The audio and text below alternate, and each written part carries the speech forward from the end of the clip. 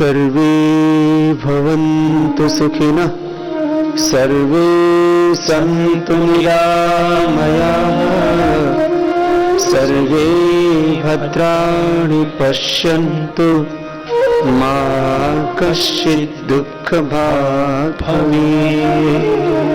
ॐ शान्ति शान्ति शान्ति।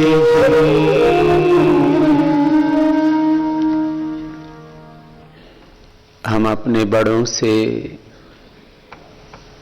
ऋषियों से बार बार सुनते हैं और वेदों में पढ़ते हैं, छोटे उद्देश्य के लिए जीवन को जीना ये जीवन का अनादर है, भगवान की दी हुई शक्तियों का ये तिरस्कार है। बड़े मकसद के लिए जिंदगी को जीना चाहिए। और पतंजलि योगपीठ से जुड़कर के जिंदगी को एक बड़ा मकसद मिला है। इस निष्काम सेवा यज्ञ में और साधना में स्वयं को परिष्कृत करके जीवन के पूर्ण सत्य को अनुभव करने का सौभाग्य मिल रहा है। अक्सर कोई संगठन किसी एक बड़े लक्ष्य को लेकर के कार्य करता है, लेकिन किसी भी एक कार्य में इस पूरे अस्तित्व की पूर्णता नहीं होती है। इसलिए पतंजलि योगपीठ के माध्यम से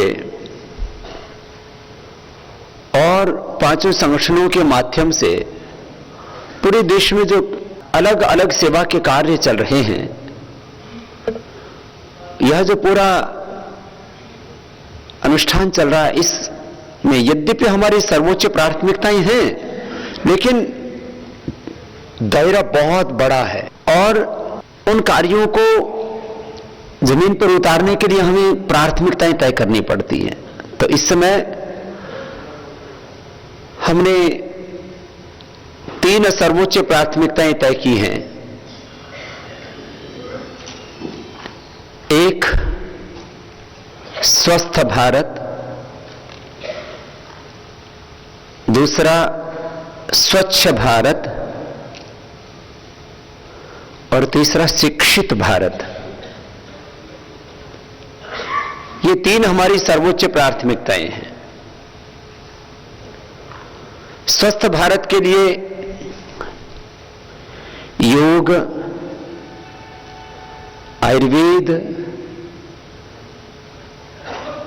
हमारी परंपरागत चिकित्सा पद्धतियां, उनका उन्नयन, और इस दिशा में इतना बड़ा कार्य इन आने वाले कुछ वर्षों में होने वाला है, जितना कि ज्ञात इतिहास में अभी तक नहीं हुआ, वो सब कुछ थोड़े ही दिनों में घटित होने वाला है।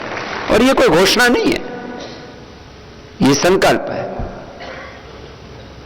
और ये संकल्प खाली मन को बहलाने के लिए नहीं है, दिलासा देने के लिए नहीं है। हमने जो भी कहा है वो किया है। अब योग के क्षेत्र में तो बहुत बड़ा कीर्तिमान आप सबको हिंदुस्तान से लेकर के पूरी दुनिया में बनाना है। शासन का कार्य इतना होता है कि वह नीति को संरक्षण दे और अनीति का विरोध करे। केवल सरकारों के भरोसे कभी भी कोई देश नहीं चलता है कि सरकार सब कुछ कर देगी। आदरणीय मोदी जी भी इस बात को पूरी प्रामाणिकता से और पारदर्शिता के साथ ईमानदारी से कहते हैं कि भाई देश तो 125 करोड़ हिंदुस्तानियों को बनाना है। सरकार का काम एक अच्छा वातावरण बनाना, उत्साह का वातावरण बनाना, अच्छी नीतियां बनाना, लोग खुले हाथों से काम कर सकें, लोगों के हाथों में हथकड़ी और पैरों में बेड़ियां नहीं डालना, जुबान पर ताले नहीं लगाना, उससे कार्य अवरुद्ध हो जाता है। इतना ही कार्य होता है। अब अंतर्राष्ट्रीय योग दिवस मनेगा तो उसमें देश और पूरी दुनिया में सबसे बड़ी भूमिका पतंजलि योगपीठ को निभानी है। विश्व पटल पर योग को गौरव दिलाने का काम यह मात्र एक प्रधानमंत्री का नहीं है। अरे ये पहली बार ये हुआ है कि कम से कम आप इस रूप में तो बात आगे बढ़ी कि योग को, आयुर्वेद को और हमारी सनातन परंपराओं को विश्व पटल पर गौरव देने का काम देश का प्रधानमंत्री भी कर रहा है। नहीं तो कभी कोई बोलता ही नहीं था। योग के बारे में कुछ बोलना, आयुर्वेद के बारे में बोलना, भारतीय ज्ञान परंपरा और भारत माता की महिमा, उस का गौरव गाना, इसको लोग तौहीन समझने लगे थे। खुद को नास्तिक कहने में गौरव अनुभव करते थे इस देश के प्रधानमंत्री। भारतीय संस्कृति, परंपरा, सभ्यता का अनादर करने में गौरव अनुभव करते थे। तो अब योग के बारे में यह तो एक गौरव दिलाने की बात है। और 21 जून को जब पूरे देश में और दुनिया में योग महोत्सव मनाया जाएगा, तो पिछली बार तो हमने योग महोत्सव प्रतिकूलताओं और संघर्षों के बीच में मनाया था, इस देश को जगाने के लिए, आगे बढ़ाने के लिए और एक राजनीतिक पराधीनता से देश को मुक्ति दिलाने के लिए। उसके पीछे एक बड़ा मकसद था। लेकिन अब जब पूरे देश में एक सकारात्मक वातावरण है, एक उत्साह का वातावरण है और योग को, आयुर्वेद को और भारतीय ज्ञान परंपराओं को सम्मान और गौरव दिया जा रहा है शासन की ओर से भी, उस समय हमें पूरे देश भर में एक ऐसा वातावरण निर्मित करना है कि 21 जून को पूरा देश, पूरा हिंदुस्तान, 125 करोड़ लोगों में से अधिकांश लोग, बच्चों से लेकर के बुजुर्गों तक, घरों से बाहर निकले और एक दिन योग करें। तो उससे एक वातावरण निर्मित होगा पूरे देश भर में। उसके लिए आपको बहुत बड़ी तैयारी करनी है। स्वस्थ भारत अभियान का महत्वपूर्ण हिस्सा होगा। फिर योग पर अनुसंधान करना, जो अपनी सार्वभौमिक और वैज्ञानिक परंपरा है, साइंटिफिक एंड यूनिवर्सल, जो हमारा ट्रेडिशन है, उसके स्थान पर क्या हो रहा था? जैसे दूसरे क्षेत्रों में पतन हुआ है, ऐसे ही योग, अध्यात्म और सांस्कृतिक क्षेत्र में भी बहुत पतन हुआ। पतंजलि योगपीठ का जहां योग, आयुर्वेद, स्वदेशी और व्यवस्था परिवर्तन के क्षेत्र में योगदान है, अपनी ऋषि संस्कृति को गौरव दिलाने के क्षेत्र में योगदान, उसमें एक यह भी बात है कि विश्व पटल पर आज योग को, आयुर्वेद को, स्वदेशी को और भारतीय संस्कृति को जो गौरव मिला है, वह तो उसमें सारा देश, सारी दुनिया इस बात को कहती है कि आज यदि घर घर में योग को पहचान मिली है, घर घर तक योग की पहुंच हुई है, तो उसमें निर्विवादित रूप से पतंजलि योगपीठ का एक को उसको का गौरव जाता है। ये कोई जो है अब आत्मश्लाघा वाली बात नहीं रहेगा, ये लोगों की जुबान पर ये सत्य है। लेकिन इसमें एक और बात, शुद्ध रूप से योग मिला। जो ऋषियों की परंपरा थी वैसा का वैसा, उसमें कोई मिक्सिंग नहीं की गई, अपनी ब्रांडिंग की, अपने बहुत से स्वार्थपूर्ण आग्रह होते हैं, कोई मजहब का, कोई मत का, कोई पंथ का, कोई नाम का, कोई ब्रांड का, कोई आग्रह नहीं रखा उसने। शुद्ध रूप से आयुर्वेद घर घर तक पहुंचाया, शुद्ध रूप से योग को घर घर तक पहुंचाया। आयुर्वेद के नाम पर कोई 100, कोई 200 सालों से कि हम इतने पुराने हैं, हम इतने वर्षों से आयुर्वेद के क्षेत्र में काम कर रहे हैं, और उन्होंने आयुर्वेद को गर्त में पहुंचा दिया था। आज यदि आयुर्वेद और आयुर्वेद के क्षेत्र में काम करने वाले वैद्यों को, उस परंपरा को यदि प्रतिष्ठा मिली है, तो इसमें भी निर्विवादित रूप से पतंजलि योगपीठ का बहुत बड़ा योगदान है। शुद्ध रूप में आयुर्वेद मिला। शुद्ध शिलाजीत नहीं मिलती थी लोगों को, शुद्ध च्यवनप्राश नहीं मिलता था लोगों को, शुद्ध शहद नहीं मिलता था लोगों को, शुद्ध चंद्र प्रभावटी, शुद्ध त्रिफला चूर्ण नहीं मिलता था लोगों को। उसमें भी गला सड़ा, तीन हरड़ बहेड़ा आंवला तीनों का सम अनुपात होना चाहिए। जब आंवला महंगा हो गया तो बहेड़ा ठोक दिया, हरड़ महंगी हो गई तो, और आंवला सस्ता था तो आंवला ठोक दिया। मतलब ये नहीं देखा कि इसका फॉर्मुलेशन क्या है, इसकी शुद्धता क्या है, इसकी प्रामाणिकता क्या है। अश्वगंधा यदि जो सॉफ्ट वाली है वो यदि 200 रुपए किलो मिल रही थी, 100 रुपए किलो मिल रही थी, तो 50 रुपए किलो उसके डंठल कूट करके घोट करके दे दिए। बोलो घुटी हुई दवाई का और मुंडे हुए फकीर का किसको पता लगता है कहां से आया है।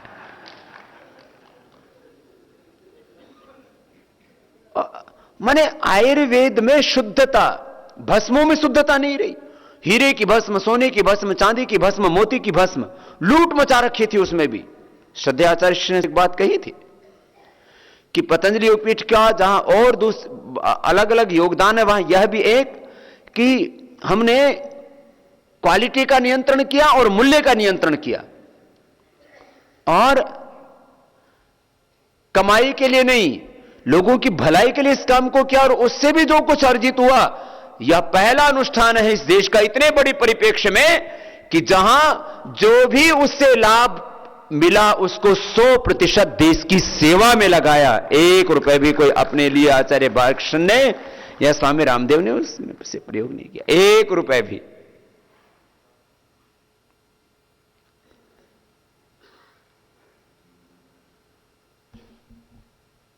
फिर ये एक बहुत बड़ी बात थी। मैं आपको 4-5 बातें बताता हूं। ये प्रचार अपने को करना पड़ेगा। देखो, सही बातों का प्रचार होना चाहिए, दुष्प्रचार बंद होना चाहिए, ये बहुत जरूरी है। पूरी दुनिया में अब तो ऐसा पूरा एक वातावरण बन गया, बोलो जो दिखता है वो बिकता है। बाबा दिखे तो बाबा भी बिकने लगता है। आजकल तो एक शब्द प्रयोग होता है बहुत ज्यादा, आपने देखा होगा मीडिया में, बोले हमारा प्रोडक्ट तो अच्छा है, हम उसकी मार्केटिंग नहीं कर पाए। बोले हमारा प्रोडक्ट तो अच्छा है लेकिन हमारी मार्केटिंग अच्छी नहीं। और ठीक है, वो लोग अपनी संतुष्टि के लिए बोलते हैं, लेकिन प्रोडक्ट एंड मार्केटिंग, ब्रांडिंग, ये पूरी दुनिया इसी पर चल रही है। हमारा योग, आयुर्वेद स्वदेशी, ऋषि ज्ञान परंपरा, हमारे प्रोडक्ट में 100% दम है, हमारे ब्रांड में 100% दम है। और हमारी मार्केटिंग ये कम कैसे हो सकती है? जब सब में दम है तो इसमें क्यों कम है भाई? तो उसको भी आगे लो। अब मैं आपको बात करता हूं आयुर्वेद में। अब जैसे योग के क्षेत्र में आपको मैं बताऊंगा, अभी ऐसे आयुर्वेद, ये बात अपने को पहुंचानी है। देखो, आयुर्वेद में भस्म है। अब शंख भस्म हमने 10 रुपए की दी, अभी भी 10 रुपए की मिलती है या 12-15 की है? 10 की है। बाजार में जब हमने 10 रुपए की देनी शुरू की थी तो 40 रुपए की मिलती थी। मेरे से बोले स्वामी जी हम 10 रुपए की देंगे, लोग कहेंगे नकली है। मैंने कहा टेस्ट करवा लेंगे, कोई बात नहीं, 10 ही रुपए की देनी है। जितना टर्नओवर आज दिव्य फार्मेसी जो ट्रस्ट की फार्मेसी है, और उसका 100% जो है केवल सार्वजनिक हित करना और आयुर्वेद को आगे बढ़ाना ही मकसद है। यदि उसका बाजार भाव से मूल्य रखते, हमने लिस्ट भी डाली तो उसके ऊपर भी बहुत तरह के ऑब्जेक्शन लगा दिए, फिर भी हमने अपनी जो है पत्रिकाओं में, अपने साहित्य में, वेबसाइट आदि पर उसको डाला हुआ है। 4 गुना मूल्यों का अंतर। बाजार में 40 रुपए की शंख भस्म, दिव्य फार्मेसी की 10 रुपए की शंख भस्म। मुक्ता शुक्ति भस्म ऐसी 3-4 गुना, प्रवाल पिष्टि ऐसी 4-5-10 गुना महंगी। अरे मोती पिष्टि में तो हद हो गई। हम देते हैं 30 रुपए, बाजार में मिलती है 300 रुपए। अब थोड़ा बहुत सस्ता कर दिया होगा, हैं? किसी ने 150 से 300 तक, अभी भी 300 रुपए भी दे रहे हैं। आज पतंजलि योगपीठ के कारण से आयुर्वेद ऊंचा उठा है, योग ऊंचा उठा है, उसको गौरव मिला है, उसका सम्मान मिला है, क्योंकि ईमानदारी से उसमें काम हुआ ना। मोती पिष्टी 30 रुपए की दी हमने, मोती पिष्टी की 1000 बार टेस्टिंग की गई होगी। बोलिए 300 रुपए की बाजार में 30 रुपए की कैसे दे रहे? ये मोती पिष्टी नहीं होगी। मैंने कहा कर लो, टेस्टिंग करो। अब पहले भाई देखो, हजारों साल पहले का तो हमको पता नहीं। आयुर्वेद के ज्ञात इतिहास में लाखों वैद्यों ने मिलकर के जितनी मोती पिष्टी का प्रयोग किया होगा, उससे कई गुना ज्यादा प्रयोग पतंजलि योगपीठ कर चुका है, दिव्य फार्मेसी के माध्यम से हो चुका है। टनों में मोती पिष्टी बनाई। पहले लोग क्या करते थे? ग्रामों में मोती पिष्टी बनाते थे। वैद्य जी महाराज बैठे हैं, 10 ग्राम मोती लेके आए हैं, घिस रहे हैं। अब वो 10 ग्राम मोती घिसने में ही 1 महीना लग गया वैद्य जी को। खुटुर पुटुर चल रहा है। हमने उसी साइंटिफिक तरीके से मशीनों को डिजाइन किया, खरल बनाई।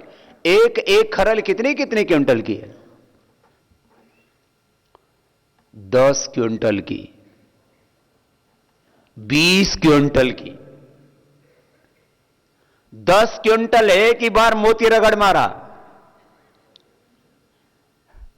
20 क्विंटल मोती रगड़ मारा। और तरीके से इसको घुटाई कि गुलाब जल में जैसे जो विधि है उसके अनुसार। जब वो मोती पिष्टी लोगों को मिली, अरे बोले ये मोती पिष्टी, और उससे लोगों का ब्लड प्रेशर से लेकर के, एसिडिटी से लेकर के, हार्ट से लेकर के, कैंसर में, बहुत से रोगों में इसका प्रयोग है। सिर दर्द, माइग्रेन से लेकर के तमाम चीजों में, हड्डियों की कमजोरी, ऑस्टियोपीनिया, ऑस्टियोआर्थराइटिस, सब तमाम तरह के रोगों में हमने ईमानदारी से सहस्रपुटी भस्म बनाई। ऐसा नहीं इसमें कुछ वैद्य काम कर रहे थे, ऐसे कोई परंपरा जीवित ऐसी नहीं रह जाती। कुछ तप किया, ईमानदारी से काम भी किया, लेकिन कितने लोग थे? चंद मुट्ठी भर लोग, और उनकी पहुंच नहीं थी। और जिन लोगों के हाथों में आयुर्वेद की जिम्मेदारी थी, वो क्या कर रहे थे सारे देश को पता है। हीरे की भस्म 20-20 हजार रुपए की बिक्री थी। 1-1 ग्राम 20 हजार की मैंने खरीदी 20 साल पहले। 20 हजार रुपए की हमने खरीदी। एक कैंसर के रोगी को देना था, कैंसर में प्रयोग करते हैं हीरे की भस्म। तो जिस मैया से मैंने खरीदी उसने मेरे को 17,500 में दी। बोले स्वामी जी आपको डिस्काउंट दे देती हूं 17,500 में। मैंने उससे कहा मैया इसकी भस्म बनाना सिखा दे। अब हमने बहुत सी चीजें, हमने भस्में खुद बनाई है। आप लोगों को अभी तो थोड़ी सी चीजों का पता है कि च्यवनप्राश से हमने बनाया, पतीला लाते थे 10 रुपए किराया दे करके। हमने सारी भस्में अपने हाथों से बनाई, सारी पिष्टियां अपने हाथों से बनाई, सारे अवलेह अपने हाथों से बनाए, चूर्ण क्वात अपने हाथों से बनाए, उस गोलियां अपने हाथों से बनाई। कि अब तो मशीनें आ गई हैं 250 mg की, 500 mg की। उसमें हम अपने हाथ से पहले बनाते थे, फिर 1-2 ही होते थे सेवा करने वाले, अपने पास सामर्थ्य भी नहीं होता था। आज तो जो है, जो सरकार के द्वारा निर्धारित मानक हैं, जो मानदेय के भी, वेतन के भी, उससे ज्यादा पतंजलि योगपीठ की ओर से जो भी सेवा कर रहे हैं दिव्य फार्मेसी में, पतंजलि आयुर्वेद में, जहां जहां उनको दिया जा रहा है। लेकिन उस समय तो सामर्थ्य नहीं होता था, क्या करें? तो उनको भी कहीं कोई जो है कार्य नहीं होता था।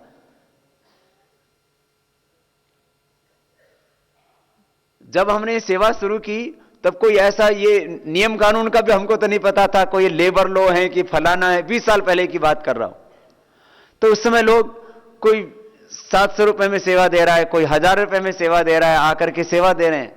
और वो जो लोग 1000 रुपए में सेवा दे रहे थे, आज वो 30-30 हजार, 40-40 हजार रुपए भी उनको मानदेय भी मिल रहा है।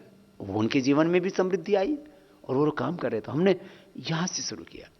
अब वो मैया ने बोला हीरे की भस्म बनानी है तो इसमें तो बहुत कठिन विधि है। मैंने कहा मैया क्या कठिन विधि है? बोले इसको पहले तो 1000 बार तो पारद में शुद्ध करना पड़ेगा। मैंने कहा कर लेंगे, कोई बात नहीं। फिर बोले मेंढक का मूत्र लेकर के उसमें इसको बार बार भिगो के उसकी भावना देनी पड़ेगी, तब बनेगी। ऐसे उल जुलूल विधि बता दी, थोड़ा बहुत कहीं शास्त्र में भी लिखा हुआ था। अब हमने कहा भाई चलो पारद में तो 100 बार 1000 बार बुझा दे हीरे को, लेकिन मेंढक कहां से पकड़े? और मेंढक पकड़ भी ले तो आगे वो मूतेगा या नहीं मूतेगा, इसकी क्या गारंटी? और वो इतना इकट्ठा हो जाए कि उसमें सारे हीरे की भस्म तैयार हो जाए। हमको तो किलो में चाहिए था। मैंने कहा ये तो बड़ा खतरनाक काम। तो भगवान देखो, इसको कहते हैं भगवान का अनुग्रह। मैं कहता हूं ना, मैं तो हमेशा आत्मा में उस परमात्मा का जो निर्देश आता है ना, उसको सम्मान करता हूं। इसी को मैं कह रहा था, निष्काम सेवा का मतलब है, निष्काम जीवन का मतलब है आप्त काम होना। और उस जो आप्त काम हो गया वही आप्त पुरुष होता है। हम आप्त पुरुषों को प्रमाण मानते हैं और वही हमारा पथ है। आत्मा में वो परमात्मा जो प्रेरणा देता है ना, वो सही होती है। तो ऐसे ही पढ़ तो बहुत रखा था हमने आयुर्वेद को, तो प्रेरणा हुई कि ये वाला तरकीब अपनाओ, तो कोई भी बना ले, हमें क्या दिक्कत है। हम तो खुलेआम बताते, कोई हमने सिक्रेसी नहीं रखी, रहस्य नहीं बना के रखा। योग पर रहस्य का पर्दा हटाया, आयुर्वेद से रहस्य का पर्दा हटाया, वेदों से रहस्य का पर्दा हटाया। महर्षि दयानंद का बहुत उपकार है उस क्षेत्र में हम पर, लेकिन रास्ता तो मिला ना हमको। तो हमने कुल्थी ली, कुल्थी का काढ़ा पकाया, उसमें हींग डाला, सेंधा नमक डाला और उसका काढ़ा पका के उसका पानी लिया। और उसमें जब हीरे को रगड़ा तो हीरा जो सबसे कठिन धातु होती है, सबसे कठिन होता है हीरा, हार्ड होता है, बहुत सबसे हार्ड होता है। दुनिया में जो भी पदार्थ उपलब्ध है उसमें सबसे हार्ड जो है वो हीरा होता है, सबसे कठोर। इसलिए कुछ चीज को काटना भी तो बोले इसके ऊपर हीरा लगा रखा है, उसका जो पाउडर होता है ना वो चिपका देते, तो कोई बड़ी से बड़ी चीज को काट देते, इतना कठोर होता है। तो बोले तो किसी से कटता ही नहीं। देखा हमने, जब खरल घुमाई तो भर्र भर्र हो गया पाउडर हीरे का। मैंने कहा मिल गई कामयाबी, शुरू हो गया काम। फिर उसकी भावना देते देते आज कितना बना चुके होंगे हीरे की भस्म, क्विंटलों में, हो सकता है टनों तक पहुंच गया हो। क्विंटलों टनों हीरा, क्विंटलों टनों सोना। ये माताएं बहनें तो श्रृंगार करती हैं सोने से, हमने तो सब राख बना दी, भस्मांतम शरीरम।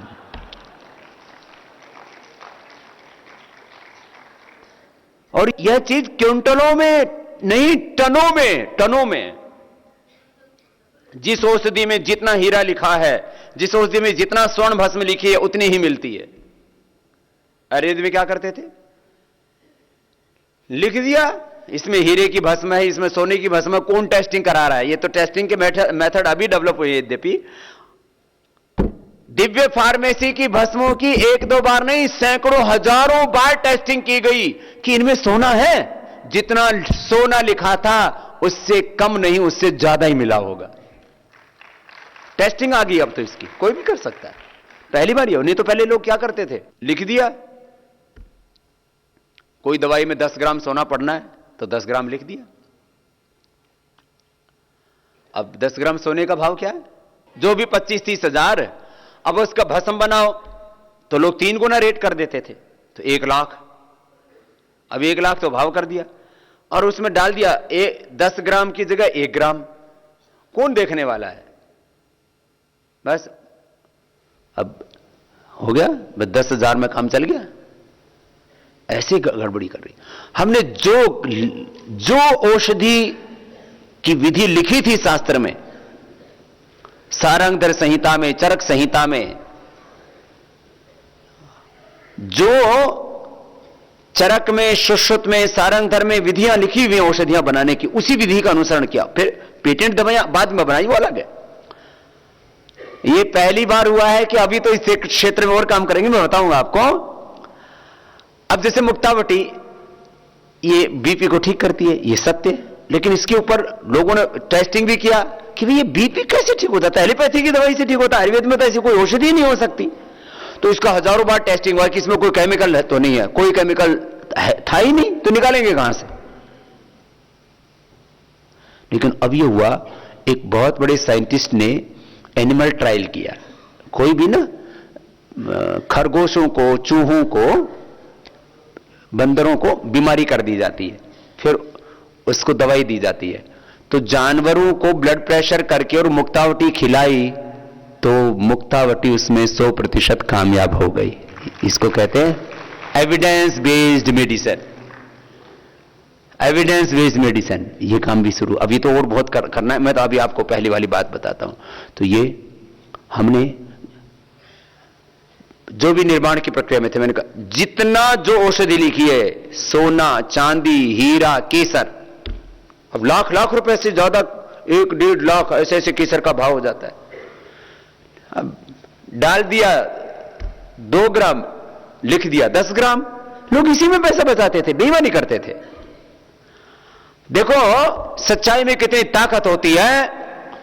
आयुर्वेद के क्षेत्र में जो 100-200 साल से कब्जा जमा करके बैठे थे और जिनका एक क्षत्र साम्राज्य चलता था, वो सारा टूट गया और सारे देश ने उस आयुर्वेद को अपनाया जो दिव्य फार्मेसी की ओर से दिया। क्यों?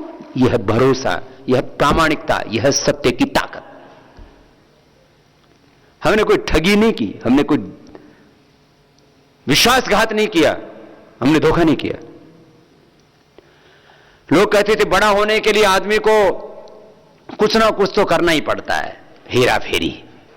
हमने योग में हेरा फेरी नहीं की, आयुर्वेद में हेरा फेरी नहीं की, स्वदेशी के काम में हेरा फेरी नहीं की, व्यवस्था परिवर्तन के अभियान में हेरा फेरी नहीं की, आज तक हेरा फेरी नहीं की, आज नहीं कर रहे हैं और कल नहीं करेंगे। और जो भी हेरा फेरी करने वाले हैं, अब उनकी हेरा फेरी भी और लोगों को बताएंगे, लोगों को समझ में आए।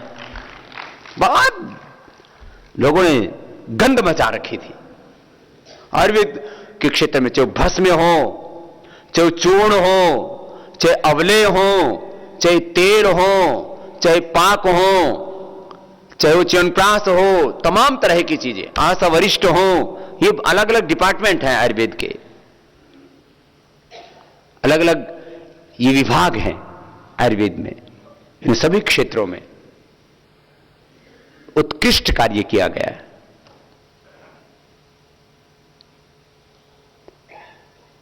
अब इस कार्य को और आगे लेके जाना है। अभी क्या करना है? एक्टिव कंपोनेंट्स के ऊपर भी रिसर्च करना है। अब योग और आयुर्वेद में जो रिसर्च वाला काम है ना, अभी जो एक्टिव कंपोनेंट्स है ना, उसके ऊपर काम होगा। क्या होगा? जैसे ब्राह्मी में कौन सी चीजें जो असर करती है, दिमाग को बढ़ाती है, मेमोरी को शार्प करती है। जटामांसी में कौन सी ऐसी चीजें जो नींद दिलाती है, वो एक्टिव कंपोनेंट क्या है उसका? वो भाग जो उस बीमारी को ठीक करता है। और उस बीमारी में वो कौन सी चीज है जिसकी गड़बड़ी आने से वो बीमारी होती है, वो तो खोज ली गई है। इसमें तो मॉडर्न मेडिकल साइंस ने बहुत काम किया है कि भाई इस बीमारी में ये गड़बड़ होती है शरीर के अंदर, ये केमिकल्स के लेवल पर, सोर्स के लेवल पर, हार्मोन के लेवल पर, फिजिकल लेवल पर, मेंटल लेवल पर ये प्रॉब्लम्स आती हैं, उसको कैसे सोल्व करते? तो दवाई में एक्टिव कंपोनेंट क्या है, मेडिसिन में, हर्ब में, भस्म में, तो एक्टिव कंपोनेंट के ऊपर अभी तक आयुर्वेद के क्षेत्र में कोई कार्य नहीं हुआ था। ऋषियों ने लिखा था, वो तो स्थित प्रज्ञ महापुरुष थे, समाधिस्थ होकर के और औषधियों के गुण लिख दिए उन्होंने। तो उनकी तो लैब बाहर वाली नहीं थी, उनकी तो भीतर की लैब थी। लेकिन वर्तमान में तो इसको भीतर वाली लैब को नहीं मानते लोग, ऋषियों की बात को हम प्रमाण मानते हैं ना। तो अभी एक एक जड़ी बूटी में एक्टिव कंपोनेंट्स क्या है, ये काम करेंगे, और इसके बाद ये हजारों जड़ी बूटियों पर यह काम होना है एक्टिव कंपोनेंट्स का। और अब तो आज में प्रधानमंत्री जी ने आयुर्वेद का अलग से मंत्रालय बना दिया है और उसके मंत्री भी हमारे कार्यकर्ता है, एक सात्विक व्यक्ति है। अब इस दिशा में काम होगा।